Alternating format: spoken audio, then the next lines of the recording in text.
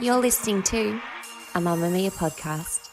Mamamia acknowledges the traditional owners of land and waters that this podcast is recorded on. Mamamia Out Loud!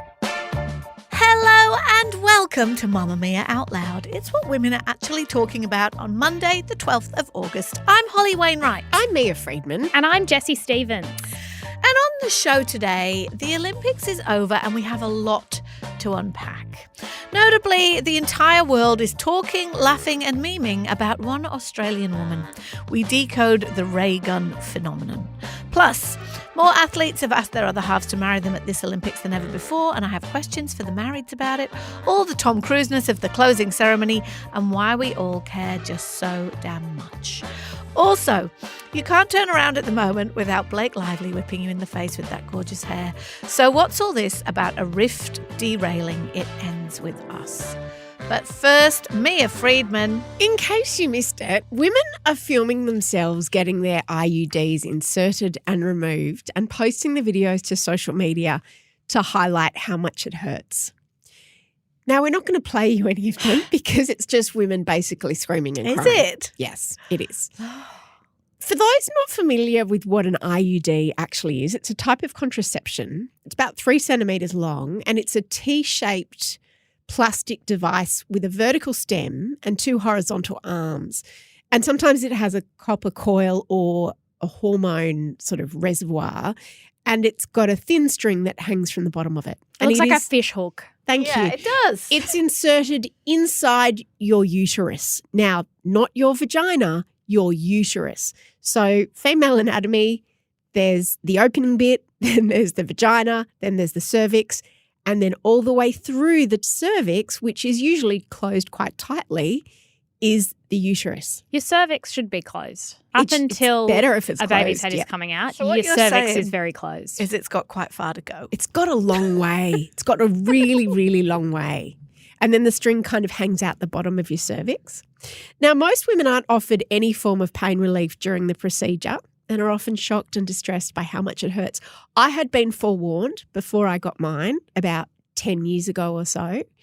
And I had friends who said it was so painful they actually vomited on themselves. It was more painful than childbirth. I did a story for Mamamia about this maybe 6 or so years ago. There were a lot of women who went to get it inserted and they caught the bus and they walked out of the appointment and they went, I can't catch the bus home. I'm throwing up. Someone fainted. Like they really, really found it painful. And with any of this stuff, there's such variation in individual experience in your experience of pain, and also I've always had very painful pap smears or cervical screenings because some people have like a bit of a tilted uterus. So it hurts some people more than others. And some medical practitioners, bless them, are better at it than others. Yeah, because an right. IUD is something that it sounds quite full on, and it is full on, but your GP can do it.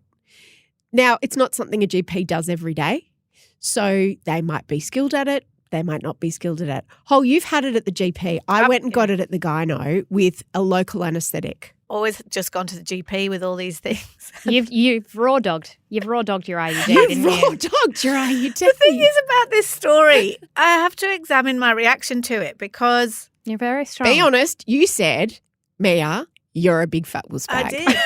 But also, I'm like, really? Women are all filming themselves while they're getting it done? And then Mia was like, I did that. I'm like, filmed oh, myself. my God.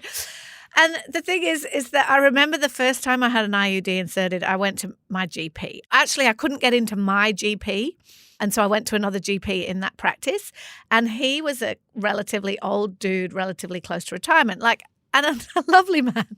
Very experienced, but possibly a little shaky. Little Joe Biden. Was like having your IUD inserted by Joe Biden, and it took him several goes and it was not fun. Oh, no. But here's the interesting thing about this story and many, many stories like it is I remember at the time just like it wasn't fun, but I just went, well, that's it. It made me think about all the experiences I've had, whether it be cervical screenings, various kind of pelvic examinations, all that kind of stuff, internals when you're pregnant. It's never fun, right? And sometimes it really hurts, sometimes it doesn't. And I think the thing is, we've just been conditioned, or certainly my generation is conditioned to like, it hurts, it's not fun, get on with it.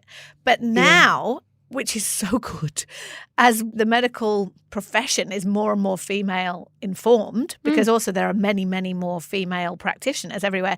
They're like, actually, Why should everything we do have to be Why should this suffering hurt? and pain? Exactly. If I'm going to get a filling, it's not like, all right, this is a terrible experience. Like dentists have done a fantastic job at their rebranding. But no one would ever consider getting dental work. It's only when it comes to the pain experienced by women that we think that there's some nobility in it or that we decide that it's not worth pain medication. But medical authorities in the US have actually this week released new guidelines that say doctors must inform patients about pain management options before they stick it up there. That's really good. Yeah, so basically we are saying if you are going to get an IUD, don't let this put you off having one No. because It doesn't hurt everybody. Like also no, it didn't just most people. but on a scale. Because as Jessie just said, like our anatomies are all a bit different. Yeah. So some things down there are more painful for some people than others. And our pain thresholds are all different too. But there's options is the point. Yes. So just remember to ask about those options. And if you've got a friend getting an IUD, just say, hey, maybe ask. If I was a doctor, I don't think I'd love that everybody's filming everything now. Well, I wonder that. When I was filming, didn't film her.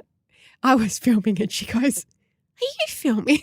I bet I she love did. can Yes, outlouders But who I'm are not doctors. filming you. I'm filming me. I was filming. 'cause Yeah, but I see it on TikTok, like people in the middle of a consult, and I I was think making it's a very content. private context. I fully Yeah. support and endorse this. I know what they're doing, and they're making a really important statement, and Yeah. good on them for going, this shouldn't hurt.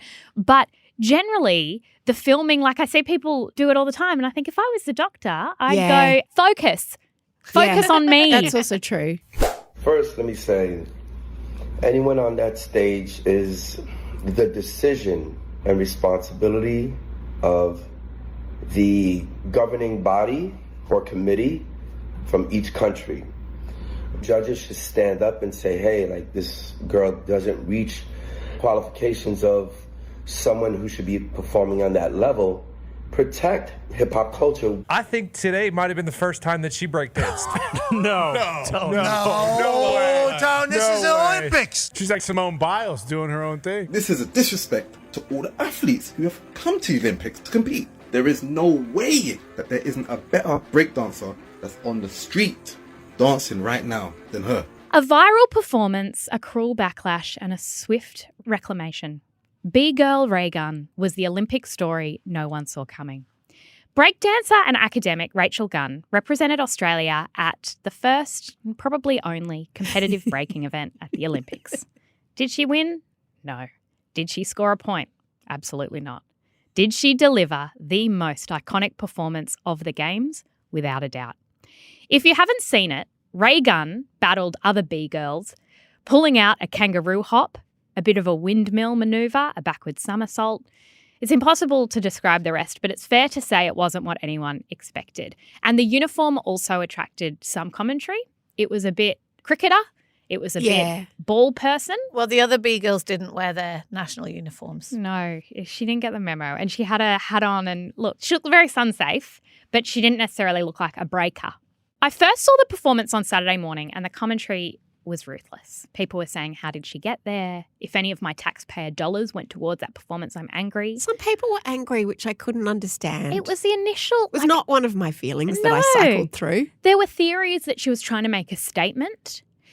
Over the weekend, she posted on Instagram, don't be afraid to be different. Go out there and represent yourself. You never know where that's going to take you. Is it true that she has a PhD in breakdancing? Yes. No, she has it in dance theory with a specialism in breaking. In cultural studies from Macquarie Uni, which is where I got my master's. So me and Ray Gunn were probably studying at the same time. And I missed the memo when it went from breakdancing to just breaking. Apparently that's what it originally was. It started there. And then it became breakdancing and then they were being very authentic. Okay. But just as quickly as snarky opinion columns were churned out, I was looking at them on Saturday, there was one that argued that Ray Gunn had no business being at the Olympics. And if this happened in any other sport, there would be a royal commission into the selection process. Oh, my goodness. Definitely there should be. A royal not commission. But no Speaking sooner... of taxpayer dollars. Imagine getting that call. Your Honour, we need you to do a job. No sooner had that happened that the tide turned. Prime Minister Albanese said, good on her, and a big shout out to her.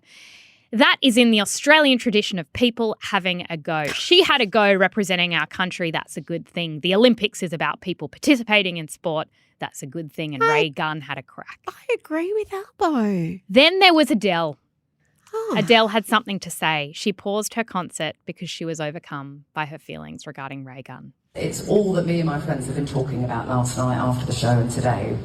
And I'm not saying anything. I think it's the best thing that's happened in the Olympics the entire time. Did anyone see the breakdancing lady yesterday from the Olympics? Now, I didn't even know the breakdancing was even Olympic sport these days. I think that's fantastic. I really, really do. I knew that skateboarding had become an Olympic one. I can't work out if it was a joke, but either way, it has made me very, very happy, and me and my friends have been ourselves laughing for nearly 24 hours. But I just wanted to know if you've seen it. If you haven't seen it, please leave the show and Google it, because it is lols. It is so funny. Anyway, it's brilliant. It's my favourite thing that's happened in the Olympics this whole time. Adele just got engaged, you know. I know. Did she? Yeah, to her boyfriend. He's a big agent Oh, for like There's- sports stars. Maybe also Ray Gunn. maybe. Now she's going to get, imagine all the opportunities Oh my she's going to God, get. she will be flooded. There's a video of Ray Gunn being shown a guard of honour by the Aussie athletes at the closing ceremony. Oh, yeah. And even though she didn't score a point, she probably became the most famous Olympian of them all. Holly, over the weekend, did we see the internet at its best or its worst? It's so funny because both, 100% both, and the emotions that I cycled through so quickly in those hours trying to figure out how to react to Ray Gunn just say everything about the times we live in, right? Because first of all, I was like, oh, that's uncomfortable. There's like a white Australian woman apparently making a hash out of an art form created by black artists on the streets of New York City. That felt weird for a start, right? Also being a kangaroo and a goanna. But even that I was a bit uncomfortable with because I've seen lots of First Nations traditional dancing that references kangaroos and goannas I didn't and even things. think of that. And so there was another bit of me that went, oh, is it Appropriation. or is that part of it? And is that part of her heritage? Like, you know, all these things that go Yes. through your mind of like, what am I looking at here? Yeah. Is it okay? Basically, this is what you're doing. You're like, is it okay what she's doing? I don't know if it's okay. But then also you realise that the trolling she would be getting would be unbearable. So you also want to kind of loll and slightly disapprove for a while, but then you're like, oh no, that would be bad. So no, good on Ray Gunn. Good on you having a go. And then you kind of want to see if she's in on the joke or not, because then if she's in on it, it's okay to laugh. And then you saw her at the closing ceremony, as you referenced this morning, Jessie, like on the shoulders of the athletes, loving it, sick, doing her kangaroo moves. And she is clearly going to be on every American talk show this week coming. And so you're like, well, I didn't really know. I just didn't say anything. I was like, I'm just not going to say anything until the internet's worked out if this is okay. But mostly I think we all just so needed a laugh. And once we were given permission to laugh at it, it was okay. You know what I mean? Mia, what was your take? Was it as exhausting for you as it was for me, Mia? Yeah, I cycled through all those emotions too because I was like, I want to share it, but then everybody was sharing it. And then I thought, oh, I'm worried about her. Yeah. And then I didn't want to share it. And then there were people who were angry about it, which I couldn't understand the anger. But yeah, you're right about the taxpayers' dollars or somehow making a mockery. Like people who've really just sat on their ass watching the Olympics suddenly. I mean, I know we're all experts on every sport, but like, how is that even allowed? Then I decided to understand a little bit more about breaking because people were like, why is it in the Olympics? And it's in the Olympics because the IOC has been trying to make the Olympics more relevant to young people. So that's why things like BMX and skateboarding and breaking is in there. So all the sporting organisations try to get their sport included in the Olympics because it's really beneficial for the awareness about their sport and it can lead to big sponsors and all of those kinds of things. So everybody petitions to get their sports included. I've never understood why netball's not there, but apparently not enough people play it. America doesn't play it. Exactly. So there's a lot of politics about what sports are included and what's not included. And some people can be real purists about, oh, but how can that be in the Olympics? Some people were like that about skateboarding this year as well. So what happened is that the International Dance Federation was saying we want a dance included and we think maybe ballroom might be good. Oh, wow. And Raygun is a ballroom dancer. well, the IOC said, no, ballroom is not going to help us with the Gen Zs. We need a funky dance. They should have had TikTok dancers. Yes. Maybe that'll be the next we one. need a more funky street dance. So bring us your youth and bring us breaking. And the breaking community were a bit like, what? Really? We don't know. And then it's not like she just went, oh, I'll do it and rocked up in Paris. So Anna Mears, who's the chef de mission, basically the boss of all the Olympians and the Olympic team, said, what I can say is that I love Rachel, and I think that what has occurred on social media with trolls and keyboard warriors and taking those comments and giving them airtime has been really disappointing. If you don't know Rachel's story, in 2008, she was locked in a room crying, being involved in a male-dominated sport as the only woman, and it took great courage for her to continue on and fight for her opportunity to participate in a sport that she loved, and that got her to winning the Olympic qualifying event to be here in Paris. She is the best breakdancer female that we have for Australia. I think that says it a lot, really. She is the best, and so it's true. It wasn't just her idea. But the thing that's interesting about this, because, I went and watched a lot of the other breakers, right? It is very strange to see an art form that started on the streets in this arena. Even the coolest of the cool, and it's an American sport, it literally was born in New York. Even the coolest of the cool people there looked kind of daggy doing it in that circumstance. You know what I mean? Like, it's a strange sort of transplant from there to there. But I can see that a lot of the purists, as you were saying, Mia, a lot of the purists of breaking don't really approve of it being in the games either. So I imagine, because there are breaking competitions all over the world, Red Bull have run one for decades, and Australia has lots of semi-professional and professional breaking crews. You'll see them breaking through all the time on like talent shows and whatever. But I imagine that the people who want to go and do this is a relatively small group of breakers. Yeah, and as you say, I think I read that when you're hosting, you get to choose a few. You get to pull a bit of rank and go, we're going to do breaking this year. And so in LA, they're doing cricket, which Australia is very excited about. Yeah, a lot of people were going, why is there breaking and not netball? But I think that what made this so funny was that I knew the breaking was on and I didn't have high hopes for Australia. I went, I don't think we have an enormous amount of context. It's not like swimming that we have it, a swimming carnival at every school. But I read an article by Peter Fitzsimon in the Sydney Morning Herald, and it was called I Am Raygun, You Are Raygun, We Are All Raygun. And he basically argued that he saw the memification and things getting cruel and whatever. But he went, in the context of the Olympics, which has been about excellence and precision and high stakes, to have Australia get behind someone who did her own thing, tried her best, was an underdog, didn't win, has been actually quite a uniquely Australian experience. Like, we got very much behind her quite quickly, and I really appreciated the vibe of Raygun. Yeah, and that we could produce someone like that and just as quickly be like, we stand behind that performance. We love it. Yeah. That's why I got annoyed with a lot of the commentary and the snarky. There were a lot of opinion columns that I went, I know you wanted to bash something out quickly, but I really liked that it was a moment of joy that kind of brought everyone together. And once we knew that she was in on it, it gave us all permission to be like, this is just a bit of fun. There have been historically some of these kind of characters that have broken through in other games. There was Eddie the Eagle, the English skier, who wasn't very good. Mm-hmm. And there was Eric the Eel. He was from Equatorial Guinea and he couldn't swim very well, and he became absolutely iconic. At the Sydney Games, I remember him so well. And I just think sometimes when that happens, I love being reminded that the Games is about trying. It's not just about winning. And I know people say, but it's also about the best in the world. She is the best that we've got who wanted to go to the Olympics. It's interesting too that actually America didn't win. The female B-girl was Japanese.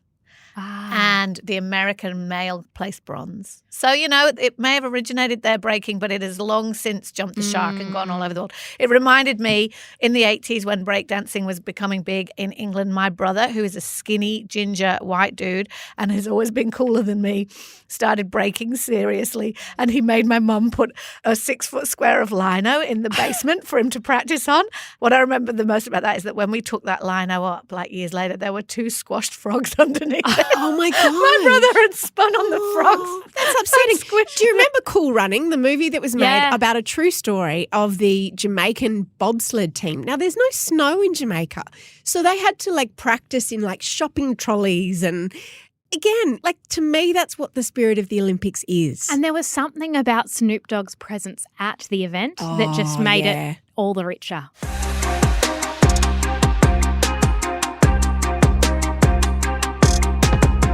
Mamamia out loud.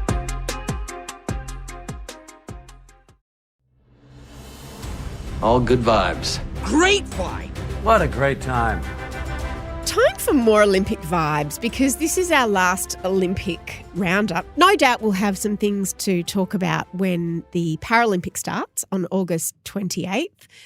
But Australia finished up at these games with an all-time record of 18 golds and 53 medals and 4th place overall on the medal tally, which is just extraordinary. Best ever. It's our best ever performance. A recap of what you missed at the after party, which is the closing ceremony. Raygun was the life of that party. She pulled out some of her moves. As you said, she came in on the shoulders of a rower.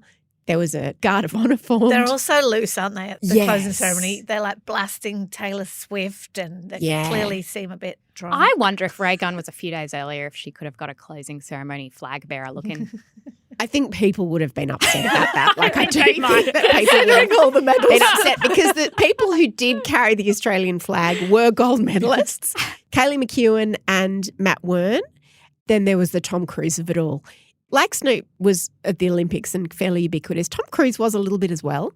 And I couldn't quite work it out until I saw him perform a stunt. He loves stunts. You can't stop him jumping off things. Does all his own doing stunts. his own stunts. He just won't sit down. It makes him feel young. He's 62 now. And he leaped from the roof of the stadium for the ceremonial Olympic flag handover because I couldn't work out what cultural relevance Tom Cruise had. But as you said, Jessie, it's being handed over to LA. So what happened is that at the end of the ceremony, the people with the flag have to hand it to the next people. And so he took the Olympic flag and he attached it to the back of a motorcycle because he's always on a motorcycle after he jumps out of things. And he sort of cruised through the crowd with it was very random and kind of, I quite loved it. It was very movie star, which is movie star. probably the theme of LA. And then they flashed to LA because I'd also forgotten about that. The people who get it next get a little bit of time in the closing ceremony to sort of do their thing and showcase their future wares. And that was just really a concert. It looked like it was maybe at Venice Beach. Snoop was there, of course. How did he get performing? back? He got back very quickly. Drop it like it's hot. He was there with Raygun, and the next minute, Billie Eilish was there, and also the Red Hot Chili Peppers and Dr. Dre. I've seen a lot of TikToks from grumpy athletes. They were like, we were told that Billie Eilish and the Red Hot Chili Peppers were performing at the closing ceremony and they were on a Zoom call.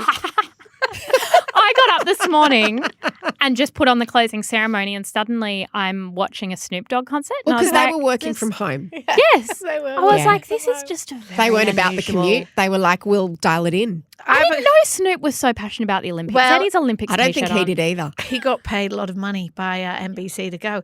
He really embraced it, though. They got their money's worth. The outfits, the coordination, How random. the Why Martha did they Stewart of it all. Choose him. Yeah, I have no idea, but he really proved them right. I want to ask you two something because another record that was broken at the Olympics this year, which is very fitting for Paris because it's the romantic place, right, was the number of proposals. So 7 different athletes got proposed to or proposed at the Olympics, and so much so that it actually got referenced in the closing ceremony by one of the French officials saying this is a record we're very proud to have, more proposals than ever. And you're like, well, I didn't know that's what we were here for. But they included French track and field athlete Alice Finot, and she proposed to her boyfriend by the track side. An American shot putter, he proposed. An American rower proposed. In fact, and this is another whole layer to this American rower, Justin Best, proposed live on the Today Show to his girlfriend in the presence of family members who were holding 2,738 yellow roses, a symbol of every day the two have maintained their Snapchat streak. I'm like, wow, okay. That's iconic. So the Snapchat streak is considerable. But do we love the athletes taking this moment to be all about their love, or is it kind of like jumping in on a big moment for them? What do we think, married people? It's a city of love, you've forgotten. And Olympic proposals have been on the increase since about 2016. Since the phones and the phone the content situation.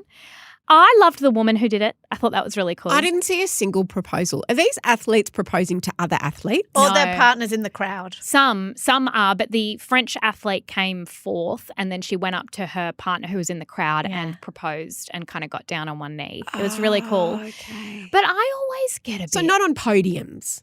No one interrupted a medal ceremony? I don't think you're allowed. No, like often after their final thing. So whether they won something or whether they didn't win something, but their girlfriend, boyfriend, whatever is by the side of the track and they run over and drop to one knee and all the cameras are there, right? Your body's probably coursing with endorphins and adrenaline.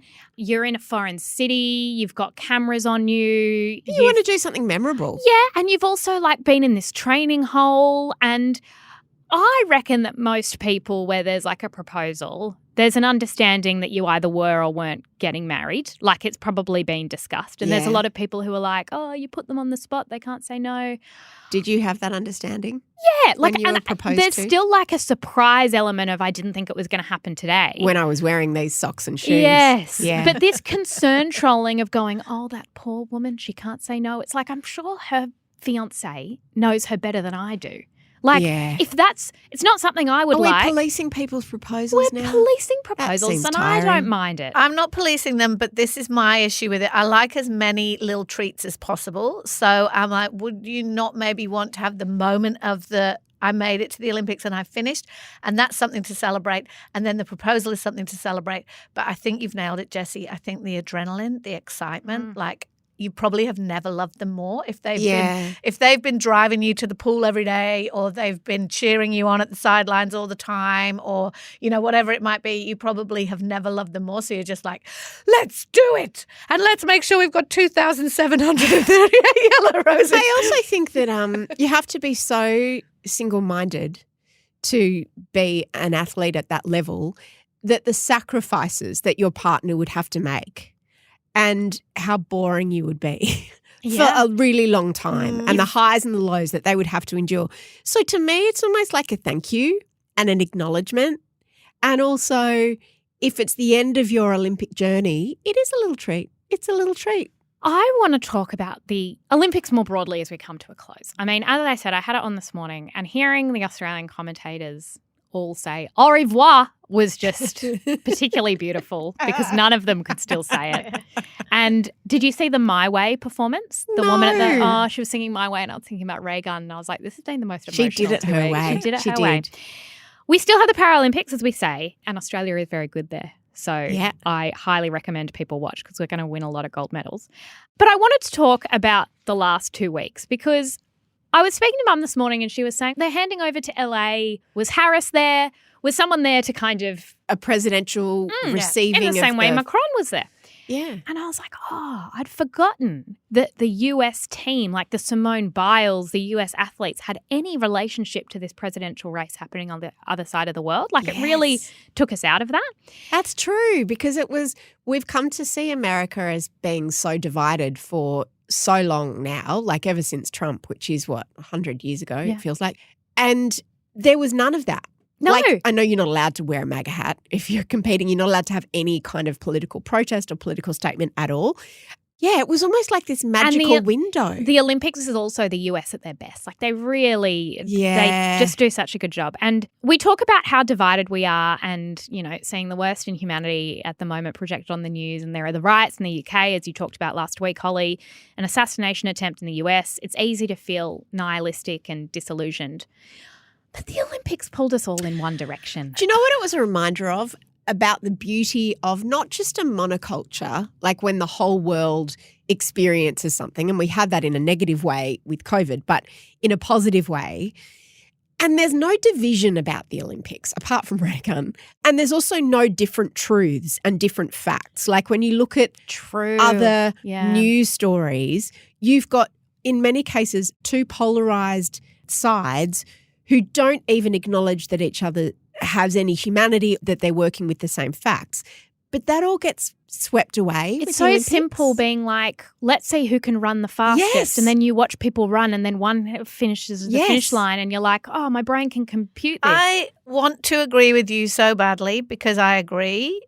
That's not entirely true. I saw a lot of headlines on the weekend, including in the Australian, when Amani Khalif won the boxing gold medal, saying that the Olympics was a joke over this gender stuff. And there's been a bit of it bubbling away. I don't think you can entirely escape the culture wars. Interestingly, Simone Biles, no political statements allowed, but she donated $1 million for each of her gold medals to Kamala Harris's campaign. So she just gave $4 million to Kamala.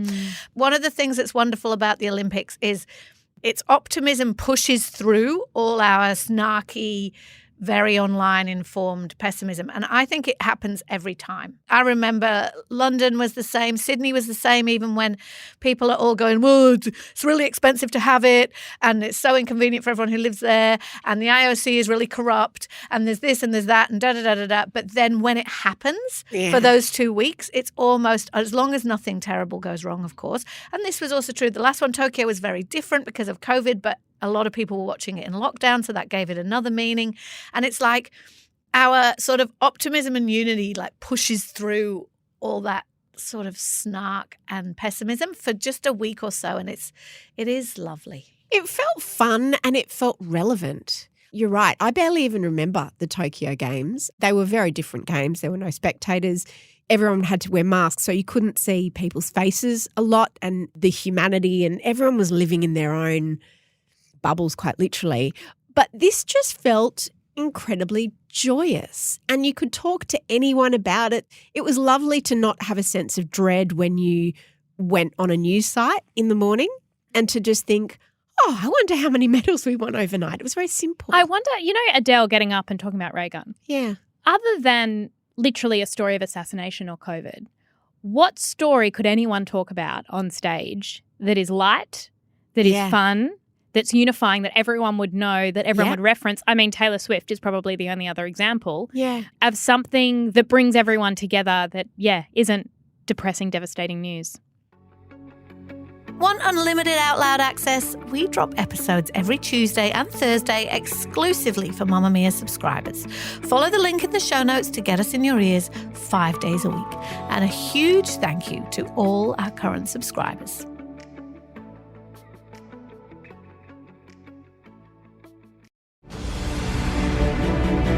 We all have an idea of what love can be. I want to see you again. Now you see me. You know what I mean. That special connection you feel. That first kiss.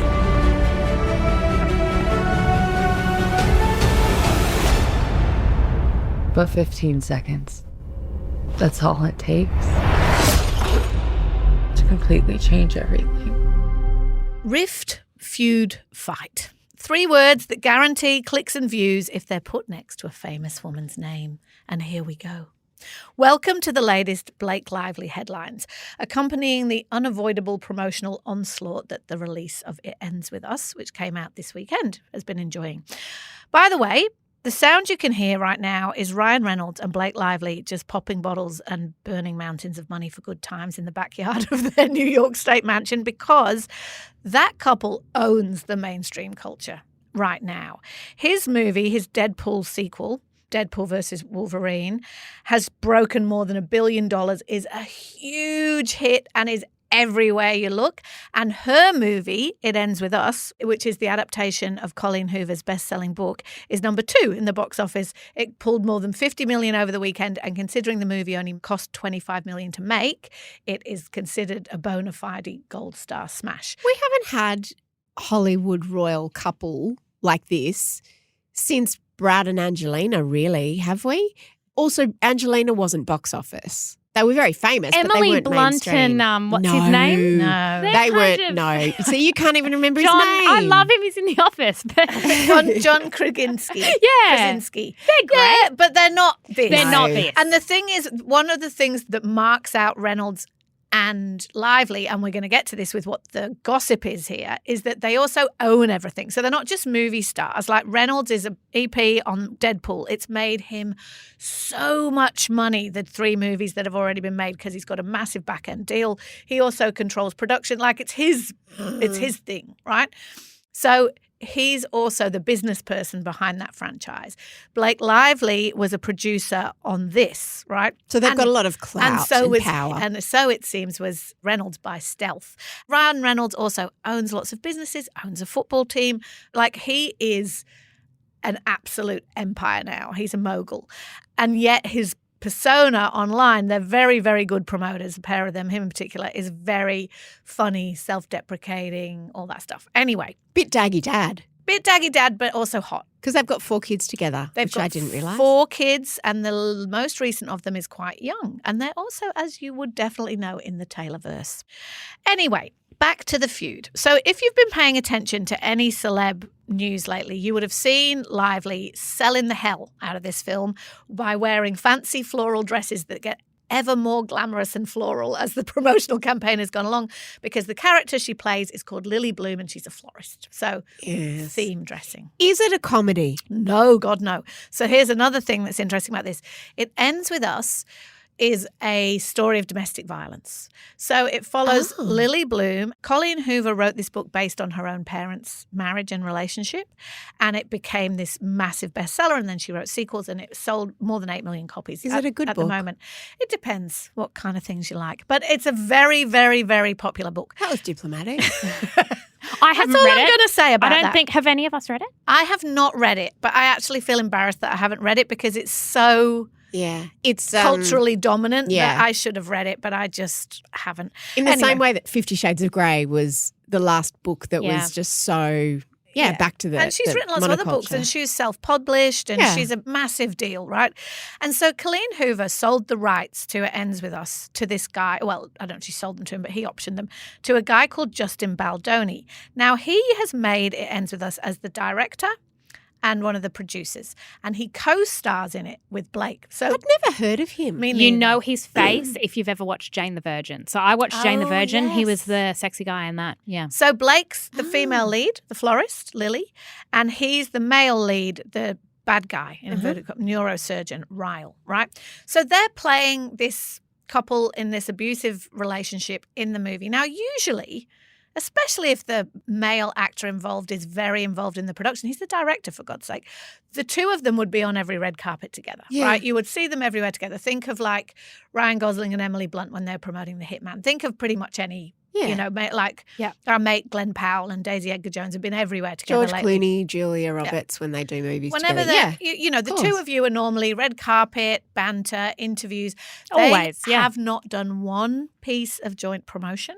They have gone out of their way to not be photographed together ever. At the big premiere last week, none of the rest of the cast was photographed with Baldoni. None of the rest of the cast, now including Colleen Hoover, who's the creator, is following Baldoni on Instagram anymore. I went on Instagram to double check this because I checked my facts, and Colleen Hoover, Blake Lively, Ryan Reynolds, and they follow people. Yeah. They do not follow Baldoni. And at the beginning of all this, she was posing for lots of selfies with Baldoni on set with the headphones and the camera. What happened, Holly? So the theories go, and this is all rumour, but one of the theories go that our Hollywood power couple, Reynolds and Lively, were getting a bit too interfere-y in it, right? So Reynolds apparently rewrote some of Lively's scenes, which Blake has said herself. She said, oh, he really helped me with this scene. He writes on things for me. I write on things for him. We're a team. We work on everything together, which is lovely, but probably a bit annoying for the people who actually work on it. Apparently the screenwriter found that out about an hour before they told the press, and she did not know. Not thrilled. Not thrilled. And also the rumour goes that Lively had her own cut of the movie made after shooting had stopped. Now, apparently that's not that unusual, although it sounds terrible. And then they have gone with Baldoni's cut, but he presumably did not love that. That makes sense of an interview I read with him in The Hollywood Reporter where he was asked if he would direct the sequel, because there's a sequel to this.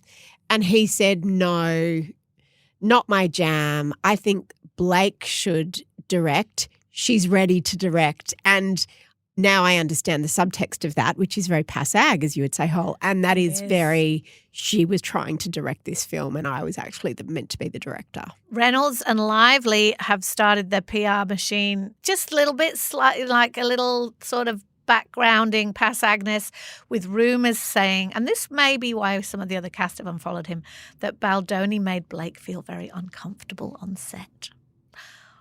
Oh, so, that's all you need to say in 2024, isn't it? So it's a little bit like, I want to ask you, Holly, about the strategy behind this, if there is one. And I'm always more believing of it's a fuck up, not a conspiracy, because when everyone goes, oh, they're doing this on purpose to get people talking about the movie. And look, yes, we are. So I guess it worked. But I want to ask about the last time we can remember this happening was with Don't Worry, Darling, the movie that Olivia Wilde directed and Florence Pugh and Harry Styles was in. And do you remember Spitgate at Cannes when someone... Harry spit on Chris. He didn't, but that was the headline. But he thought, anyway. So that, I still haven't ever watched the movie, but certainly everybody was talking about it. Is this a marketing thing? Like would the marketers of this movie be going, oh, this is good for us or this is bad for us? I'd love to know what Jessie thinks about that because a lot of these rumours have blown up on TikTok, right? So there is the indisputable fact that they are not promoting it in a conventional way. You could argue generous read. Why is it not conventional? Well, because normally they'd be together.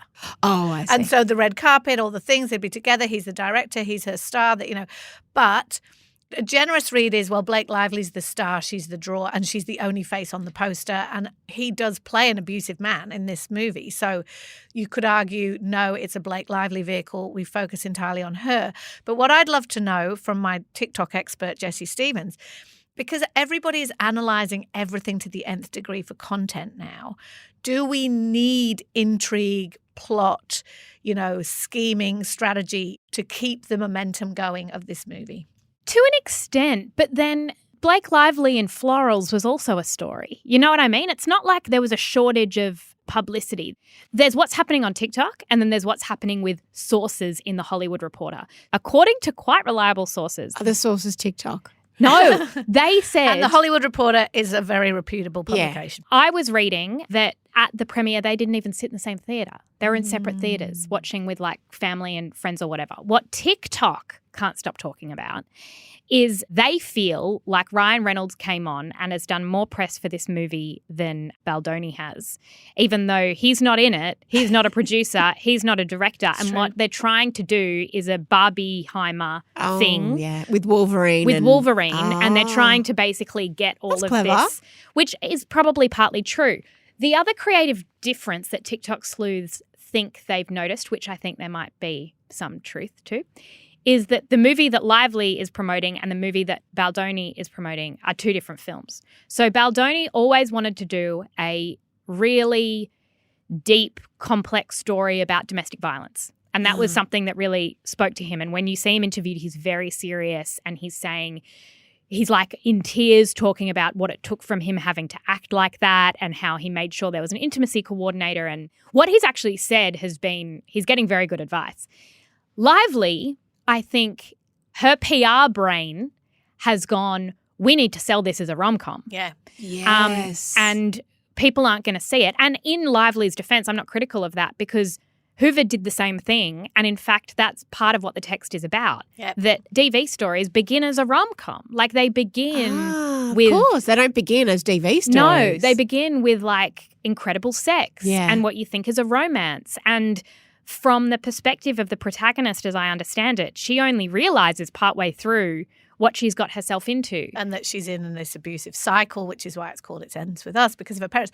And the thing is that might also be interesting from a marketing perspective. In this moment, we just talked about how much everybody wanted joy in the Olympics. If you, in this moment, were deciding how to market a movie that is unquestionably about domestic violence, and anyone who's read the book knows that, and 8 million people have read the book, would you go with nobody's going to come if we make it look like a dark, grim movie? But if we put Blake Lively in a whole lot of flowers and we keep focusing on this lovely, wonderful relationship she has in real life with her power husband, then people will come. As a marketing strategy, that seems to be clever, wouldn't you say? Yeah, Leah? I do. And Blake Lively famously doesn't have a stylist. I actually forgot that she was an actor. And it's interesting, she's on the cover of the September issue of Vogue, which tends to be a big deal. Well, not so much anymore, but is the most big deal cover of the year. And it is a very strange shoot. It's with her and Hugh Jackman in these characters inspired by To Catch a Thief, and it's directed by Baz Luhrmann. You know what I thought when I saw that? Because it's like there are pages and pages.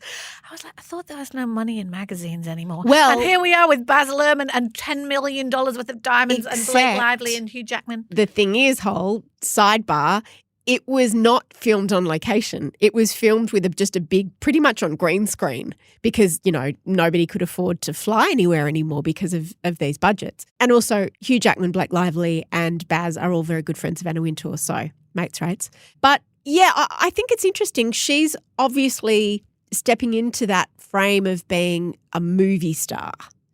But I couldn't tell you one movie she's been in. She was in A Simple Favour. She was in that great one about Shark. She was in Sisterhood of the Travelling She was Pants. in The Town with Ben Affleck. That was great. Okay, I don't know any of those movies. But she hasn't made movies for ages because she's been having all the babies. Okay, of course. She's got 4 little kids. And she also, because her and Ryan Reynolds are the power couple, she also, in the middle of the promo for this, launched her own hair care brand. Yes. And Blake Brown. She has a drink label too, Betty's Buzz. So she's like... They're very savvy. Taking which is over great. The world. And the similarity between this and Don't Worry, Darling is that the actors aren't just actors. So I think that's when things get complicated. So Olivia Wilde, it wasn't that they were all on set together. It was that one had more power than the others. And so you see the power dynamics and the creative differences leak out into the press tour because this is really about different visions and where a director sits and a producer sits. Which is just workplace politics, right? Well, I mean, there was a story about me being unhappy with Strife the first season, but it didn't really go anywhere. I didn't plan it. For season 2, let's have a feud. Yeah. So I remember reading it and going, really? Like, really? But, maybe we need to lean into that, Jessie. And You two should definitely have a feud for season 2. Okay. Although, I was thinking that the Don't Worry, Darling thing didn't really work for the movie, as in that movie was considered a flop. Whereas this is working for this movie. I mean, not just this, but it's going to keep the momentum going for a few more weeks and it's considered a hit. So what I don't want is for this film that's got a very powerful message about DV to become about 2 bitches being mean to a man. I would rather that not be the story. Same. Because he's being framed as a bit of a victim. But maybe he's not a nice guy. That's what seems to be the suggestion. Colleen Hoover. Yeah. So this is what TikTok will tell you, that Colleen Hoover wants her other books made into movies, right? So she's looking at who's got more money to make them. If there's creative differences between Blake Lively and Baldoni, you're hitching your wagon. Then I'm going to hitch my wagon to Lively. And so these greedy little bitchy women are over here. And poor Baldoni just wanted to make a very serious film about DV. And look at Blake Lively with her hair. That's how the story goes. Okay. Outlouders, you might have someone in your household that was at a Bucks weekend over the weekend, because that's what Bucks weekends are. They're not nights anymore. They're weekends. We answered a dilemma about a particular Bucks weekend and an escort and a text message. And it's quite juicy. We gave our thoughts. To listen to that episode, you can follow the link in the show notes. A massive thank you to all of you Outlouders for being with us through this exciting journey through Paris, our non-expert journey through Paris. Just pointing at stuff and going, that was weird, wasn't it? Oh, we liked that. Anyway, thank you for being here with us as always. And thank you to our fabulous team for helping us put the show together. We will be back in your ears tomorrow. Bye. Bye. Shout out to any Mamamia subscribers listening. If you love the show and want to support us as well, subscribing to Mamamia is the very best way to do so. There is a link in the episode description.